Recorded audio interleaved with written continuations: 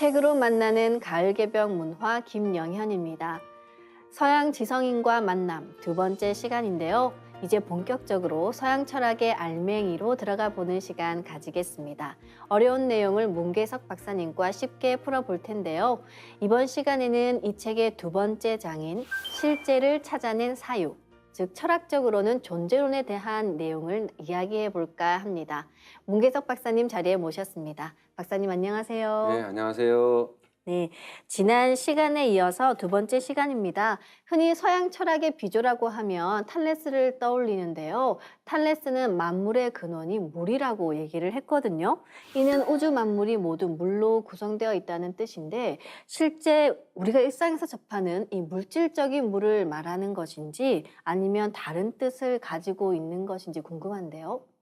네, 탈레스는 당시에 최고로 깨어있는 인물이었습니다. 그는 최초로 일식을 계산할 수 있을 정도로 수학, 천문학, 기상학 등의 전문적인 지식을 터득했을 뿐만 아니라 지중해 연안의 여러 지역을 여행하면서 경험적인 많은 지식을 터득한 인물이라고 전해지고 있죠. 그런 그가 우주 만물의 근원을 물이라고 주장한 이유는 아마 많은 경험을 통해서 유추해낸 것으로 볼 수 있을 겁니다. 그가 보기에 생명을 가진 자연적인 것들은 모두가 물이 없으면 존재할 수 없게 됨을 깨달았을 것이고, 심지어 아주 단단한 바위조차도 물이 절절 흐르고 있음을 보았기 때문에 물이 만물을 구성하는 근원의 존재라고 여겼을 겁니다. 탈레스가 말하는 물은 물질성과 활동성이라는 두 측면에서 이해될 수 있겠는데요. 물질성은 우주 만물을 구성하는 근원의 요소로 간주되었을 것이고, 활동성은 스스로 작용하는 존재로 볼 수 있겠습니다. 그래야만이 물이 스스로 움직여서 현실적인 다양한 종류의 사물들을 만들어낼 수 있다고 말할 수 있을 테니까요. 이후 그의 제자 아낙시만드로스는 근원의 존재를 한정되지 않은 무한정자라고 하였고, 아낙시메네스는 공기라고 하였지요. 반면에 다른 지방에 살았던 헤라클레이토스는 역동적인 생성의 측면을 강조해서 근원의 존재를 불이라고 주장했습니다.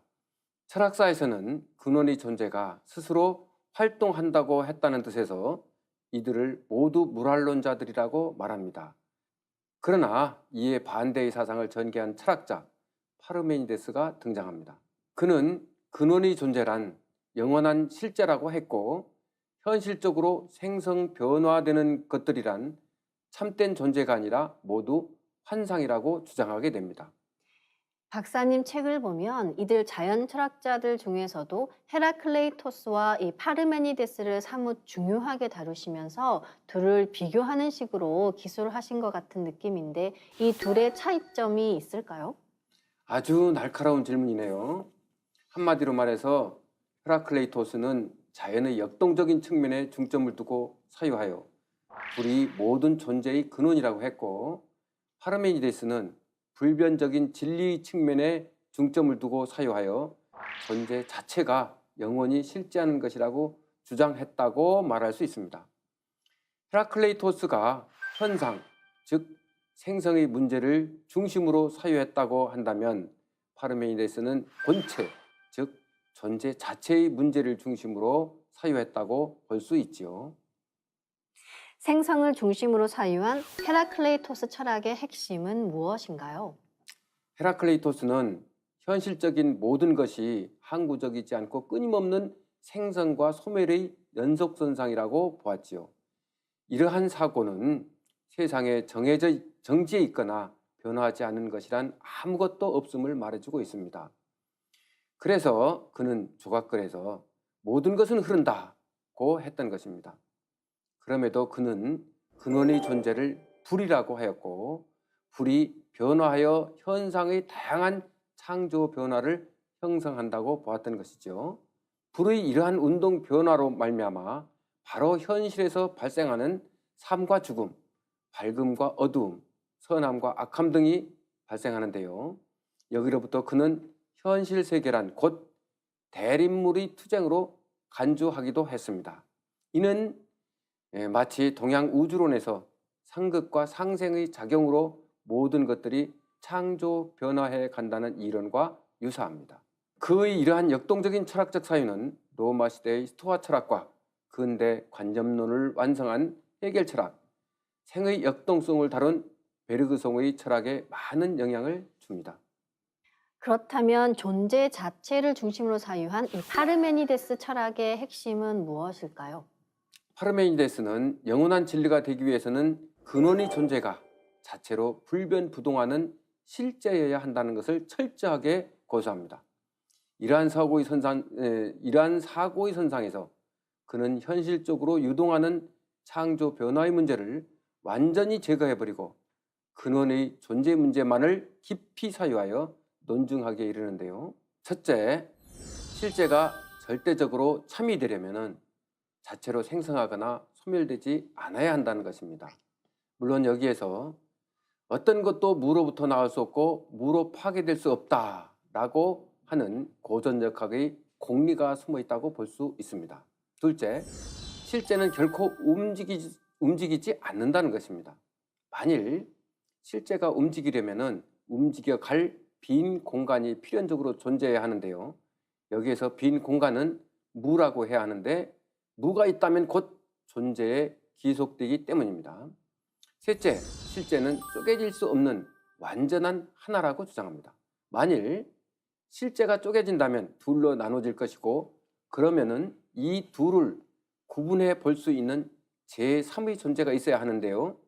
여기에서 제3의 실제는 결코 존재할 수 없다는 것입니다. 그래서 우리가 현실적으로 존재하는 것으로 알고 있는 모든 것들은 진정으로 실제하는 것이 아니라 모두 허구에 지나지 않음을 알 수 있게 됩니다. 실제에 대한 파르메니데스의 철학은 후에 데모크리토스의 원자론과 플라톤 철학의 근간을 이루게 되었고 근대에 라이프니츠의 정신적인 단자론에 많은 영향을 줬다고 봅니다. 그런데 박사님, 근원의 존재를 중심으로 사유를 하든 생성 변화를 중심으로 사유를 하든 어떤 근원의 하나로부터 모든 물질과 현상이 나온다고 하는 것은 좀 설득력이 부족하지 않을까요? 예를 들면 우리가 먹는 사과나 단단한 금속의 성질이 같다고 하기는 힘들지 않을까요? 맞습니다. 그래서 소위 다원론자들이 등장합니다. 다원론은 파르메이데스의 실제 개념을 받아들이고 헤라클레이토스가 생성 변화의 측면을 받아들인다고 볼 수 있습니다. 먼저 근원의 존재를 하나가 아니라 넷이라고 말한 엠페도클레스가 수련하는데요. 그는 물의 요소, 불의 요소, 공기의 요소, 흙의 요소를 제시하고 이것들을 움직이게 하는 힘을 사랑과 증오를 설정하여 현상의 다양한 창조 변화를 설명합니다. 반면에 무한한 종류의 종자가 근원의 실제임을 내세운 철학자도 나오는데요. 아낙사고라스가 바로 그입니다. 그는 현상계에 무한히 다양한 종류가 존재함을 설명하기 위해 모든 것 속에 모든 것이 들어있다고 주장합니다. 우리가 빵을 먹으면 빵 속에 피의 종자, 살의 종자, 뼈의 종자, 머리카락의 종자 등이 모두 들어있어서 인체를 구성하게 된다는 것이지요.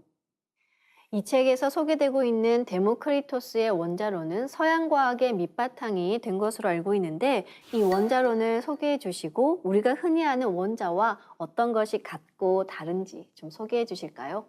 데모크리토스는 근원의 존재를 더 이상 쪼개질 수 없는 원자와 텅 빈 공간뿐이라고 주장합니다. 이러한 주장은 파르메이데스의 논리적인 사고의 근거에서 나왔다고 볼 수 있겠는데요. 첫째, 원자란 말 그대로 쪼개질 수 없음을 뜻합니다. 데모크리토스는 자연의 근원적인 실제가 물질적인 최소 단위로서 불가분적인 원자들 뿐이라고 하고 무수하게 많고 크기와 모양도 다양한 이 원자들의 이합 집산에 의해 현상계의 우주 만물이 구성되고 창조 변화된다고 합니다. 둘째, 원자론자들은 움직여갈 텅 빈 공간을 전제합니다. 텅 빈 공간은 아무것도 없는 것으로 무수한 원자들이 움직이는 장소쯤으로 이해하면 좋을 것 같네요. 만일 이런 공간이 없다면 원자들은 운동할 수 없으며 결국 현상계의 다양한 것들은 생겨날 수 없게 되겠죠. 네, 이 원자로는 과학 문명을 발전시키는데 그 역할을 했지만 일종의 유물론으로 현대 물질 문명의 부조리를 양산했다고 볼 수 있거든요. 이 유물론적 세계관은 무엇이고 어떤 부분에 문제가 있는지 말씀해 주실까요? 유물론이란 오직 물질적인 것만이 실제하고 여타의 정신적인 것은 모두 물질적인 것의 부산물 내지는 물질이 작용에 의한 것이라는 입장입니다. 이에 대립하는 사상이 바로 유심론인데요. 유심론은 오직 정신적인 것만이 실제하고 여타의 물질적인 것은 모두 정신적인 것에 의존하여 존재하게 된다는 입장이지요. 원자론의 바탕을 둔 유물론은 인간의 정신이 독립적으로 실제하는 것이 아니라 단순히 물질적인 원자들이 뇌에서 움직일 때 부딪혀 발생하는 운동 방식이라는 것입니다. 예를 들어 우리의 마음에서 일어나는 감각적 사고는 원자들이 신체를 구성하는 오관, 즉 눈, 귀, 코, 혀, 피부 등과 충돌하고 그 운동 방식이 신경계를 통해 뇌에 전달되고 뇌를 구성하는 원자들을 움직이게 하여 표상이 생겨나게 된 것에 불과하다는 것이죠. 결과적으로 인간이 고귀한 영혼도 미세한 원자들이 결합하여 생겨난 것이고 의식도 영혼을 구성하는 원자들로부터 생겨난 것이기 때문에 신체가 죽으면 원자들이 해체되어 결국 영혼도 의식도 없어진다는 입장입니다. 극단적인 유물론을 제시한 철학자는 바로 칼 마르크스인데 그는 실제하는 것이란 원자들 뿐이고 원자들로 구성된 자연의 객관적인 사물들만 존재하며 여타의 정신적인 산물이란 모두 물질과 사물이 운동에서 파생된 부수적인 것이라고 말합니다. 이는 인간이 고귀한 인격이라는 것도 한낱 물질적인 가치의 부산물에 지나지 않음을 뜻하지요. 이러한 극단적인 유물론은 오늘날의 문명사에 많은 병폐를 가져오게 됐는데요. 대표적으로 황금 만능주의, 오직 경제 발전이 최고라는 경제 지상주의 등을 꼽을 수 있겠습니다. 서양 철학에는 유물론의 모체가 되는 원자론도 있지만 이 철학의 꽃이라고 불리는 형이상학도 철학사에 굳건하게 자리 잡고 있는데요. 서양 철학은 플라톤 철학의 주석서다라는 말이 있을 정도로 이 철학자 하면 플라톤을 떠올리는데 플라톤은 근원의 존재를 어떻게 보았습니까? 플라톤은 서양 철학에서 서양 형이상학의 기초를 굳건하게 세운 인물로 꼽히기도 하는데요. 그의 철학적 사유는 아마 날조된 것이 난무하는 세상에 진리 기준을 명확하게 세워 세상에 알리는 것에 있다고 봅니다. 플라톤은 있는 것은 있다고 말하고 없는 것은 없다고 말하는 것에 진리가 있다 이렇게 말했습니다. 이 말이 무슨 뜻이냐 하면 하얀 것은 하얗다고 하고 검은 것은 검다고 해야 올바르게 알고 말하는 것이지 하얀 것을 검다고 하거나 검은 것을 하얗다고 한다면 거짓을 말하거나 아니면은 제대로 알지도 못하면서 제멋대로 찌꺼리는 꼴이 된다는 뜻입니다. 진리는 항상 자기동일성을 유지해야 합니다. 자기동일성이란 시간의 흐름에 관계없이 지속성과 항존성을 본성으로 하는데요. 그렇지 않으면 결국 거짓을 말하는 것과 다름이 없게 되기 때문입니다. 만일 학교 선생님이 학생들을 가르칠 때 오늘은 1 더하기 2는 3이라고 가르치고 내일은 1 더하기 2는 5라고 가르친다면 학생들은 무엇이 진리인지를 알지 못하게 된다는 것입니다. 그렇기 때문에 우리가 경험하는 현상 세계의 존재에 대해서는 확실하고 항존하는 진리 인식을 얻어낼 수 없게 됩니다. 여기로부터 플라톤은 진정한 존재를 감각적인 경험 세계에서 찾지 않고 감각의 대상들 너머에 실제하는 원물에서 찾습니다. 이 원물은 경험적인 감각의 대상에 전혀 의존하지 않고 독립적으로 항존하는 실제들이라는 것이지요. 실제가 되는 원물과 현상 세계에 존재하는 감각 대상들과의 관계를 어떻게 규정해 볼 수 있을까요? 플라톤은 진리의 대상인 원물이 영원히 실제하는 것이라면 현상계의 감각적인 대상들이란 끊임없이 유동하는 것으로 진리의 대상이 될 수 없다는 입장입니다. 실제하는 원물과 경험적인 대상들과의 관계는 마치 물에 비친 달과 하늘에 떠 있는 달의 차이로 보면 될 것 같은데요. 하늘에 떠 있는 달이 원물로 실제하는 것이고 물에 비친 달은 실제에 의존하여 존재하는 것에 지나지 않는다는 것입니다. 따라서 우리가 살고 있는 경험 세계의 모든 것들은 실제하는 원물의 그림자라고 할 수 있겠지요. 플라톤이 말하는 형이상학은 이데아들에 대한 탐구다라고 정리할 수 있겠네요. 예, 그렇다고 봅니다. 플라톤은 독립적으로 항존하는 실제, 원물을 이데아들이라고 했어요.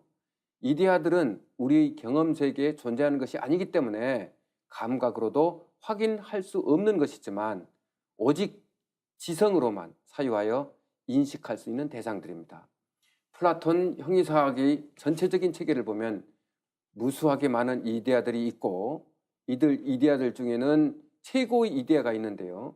최고의 이데아는 근원의 제1원리로서 어떤 방식으로든 하위의 모든 이데아를 포섭한다고 합니다.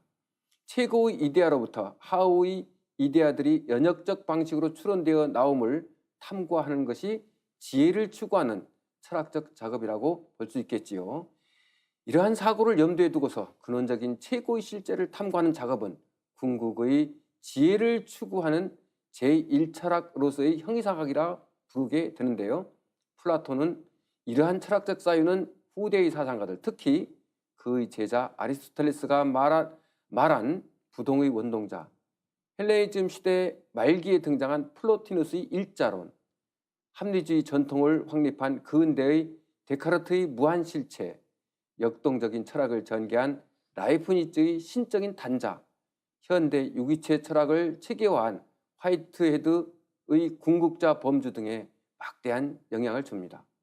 플라톤의 애제자 아리스토텔레스는 스승과 상반된 주장을 펼쳤는데요. 아리스토텔레스의 형이상학은 어떤 내용인가요? 플라톤 체계에서는 진리 인식의 대상은 이데아의 형상들이고 생성 변화하는 현상계의 존재는 모두 이데아의 그림자요, 허상이 된다는 결론이 나오는데요. 이제 현실을 살아가는 현상세계의 경험적인 존재를 구제할 필요가 있다고 본 것입니다. 여기로부터 아테네의 이방인이자 수제자 아리스토텔레스가 등장합니다. 아리스토텔레스는 자연의 역동성을 중심으로 전개한 헤라클리토스의 사상과 영원한 진리를 설파한 플라톤의 이데아론을 수용해서 통일적인 존재론을 전개했다고 볼 수 있는데요. 그는 근원의 존재를 실체라고 말합니다. 그는 실체 개념에서 원칙상 지속성과 독립성을 가진 자연의 개별적인 존재를 배제하지 않지요. 다시 말하면 그는 역동적인 자연에서 이 조건을 충족시키는 존재를 찾게 되었고 결국 독자적으로 살아가는 개별적인 존재를 실체라고 말하게 됩니다. 박사님, 불교에서도 나와 우주를 생겨나게 한 정신이 있다고 하는 이법계관이 있고 사법계관에서는 차등의 현상세계가 진리의 모습을 그대로 가지고 있다고 하는데 이 아리스토텔레스 실체로는 불교의 이사무의 법계관으로 이해해도 될까요? 네, 그렇게 생각해도 될 법합니다. 먼저 아리스토텔레스의 실체관을 개괄해 보죠.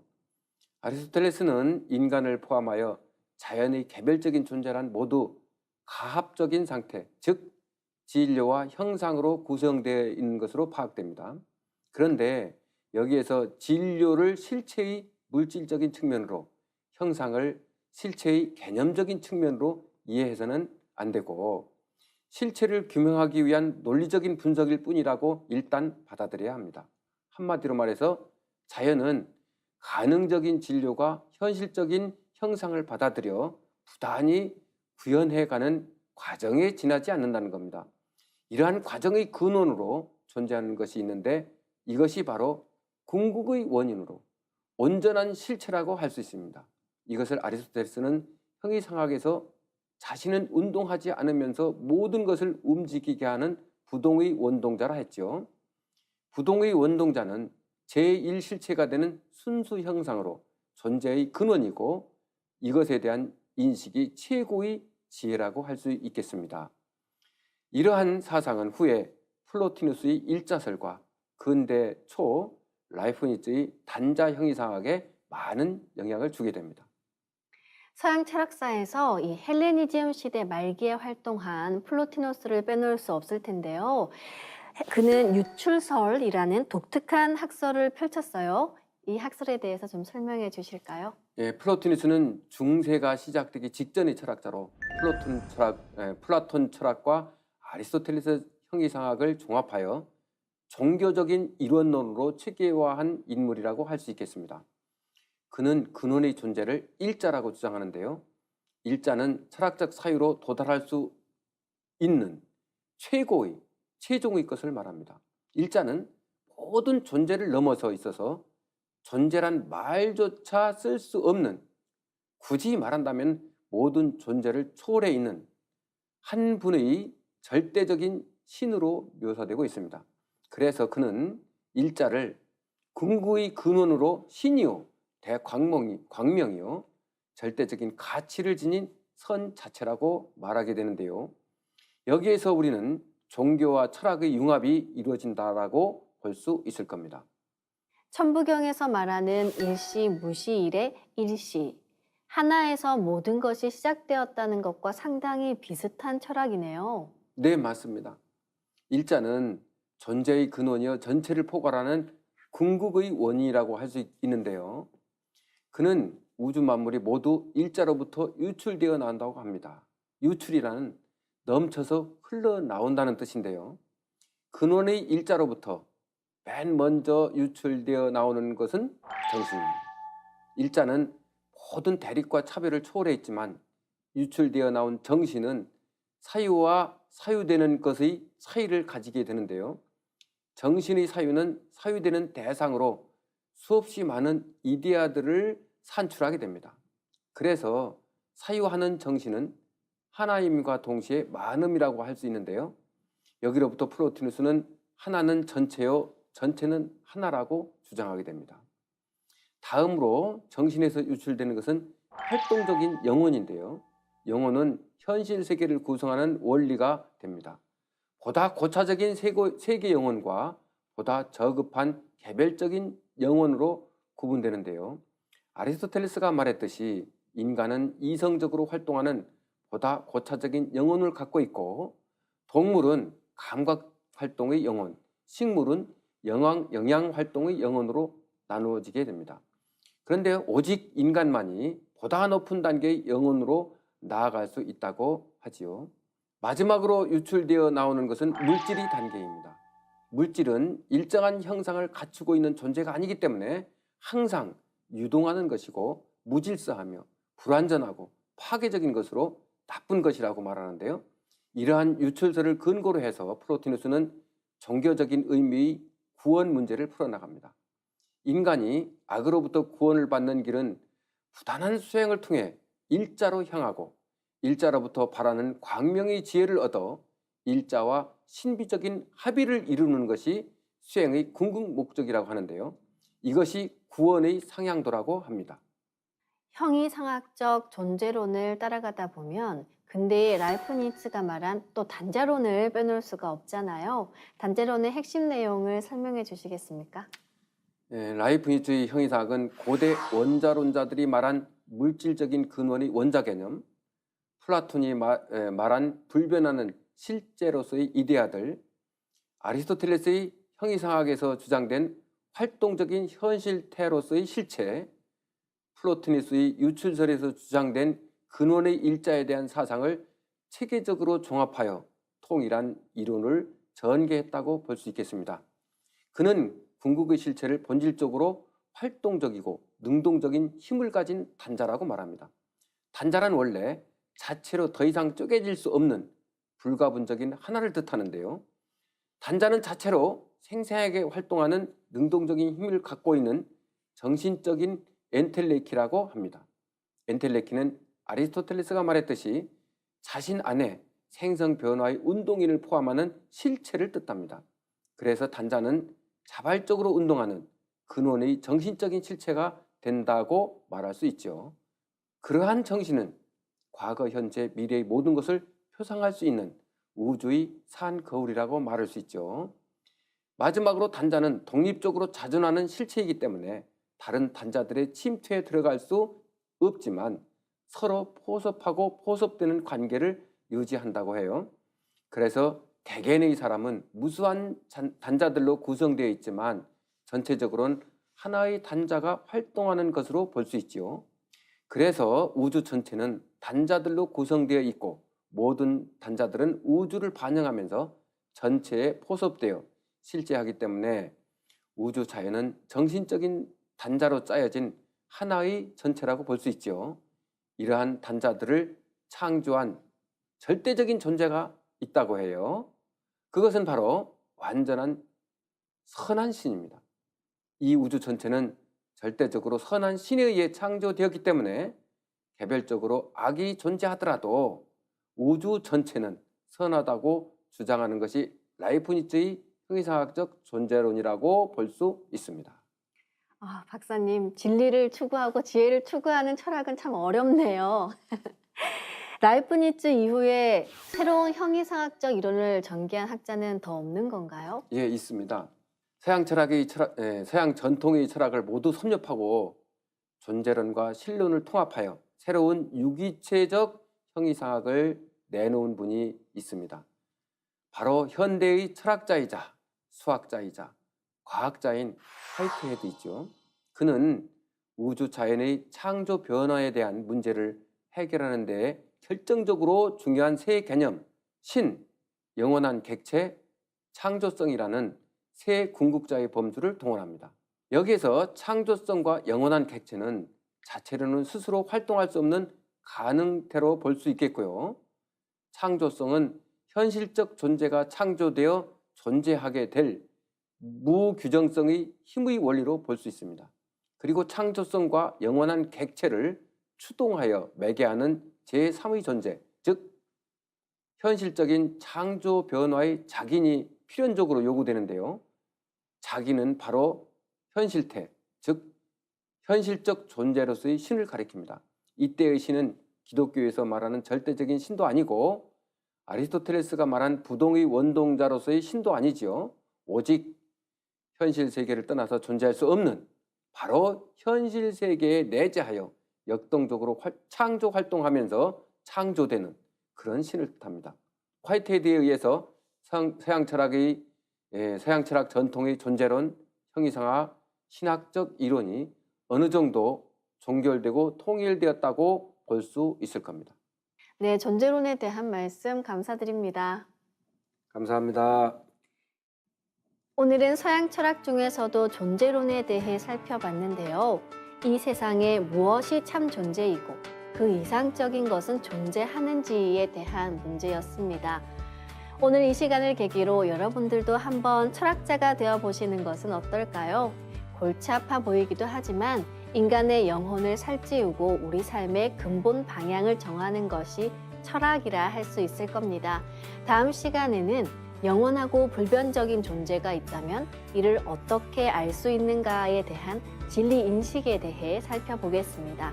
책으로 만나는 가을 개병 문화, 다음 시간에 다시 뵙겠습니다.